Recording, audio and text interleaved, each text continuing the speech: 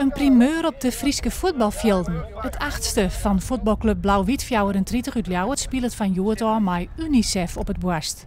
Gewoon wijst hij het sponsor ING op het shirt.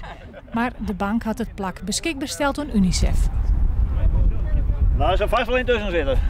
Toen we binnen ons team nieuwe kleding wilden, toen hebben we gekeken van we willen ook wel wat doen voor een ander. Toen kwam het idee om UNICEF op de borst te kunnen krijgen.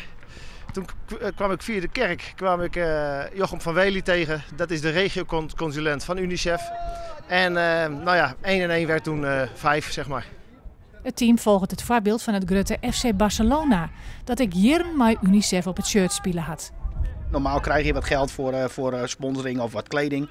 Maar nu betalen we er graag voor. Dat is geen enkel probleem en dat vinden we, ja, daar zijn we wel trots op. Om eerlijk te wezen, als ik aan UNICEF denk en aan voetbal, dan denk ik aan Barcelona. Hij wat wij van Barcelona?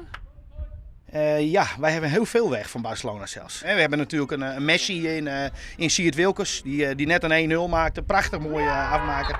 En zo hebben we nog wel wat tikkie-takkie jongens. Dus ja, we hebben wel wat overeenkomsten. Den Jonker maakt het Blauw-Wit €250 oer aan UNICEF en betalen ze per doelpunt dat ze maatje €5 aan de helporganisatie.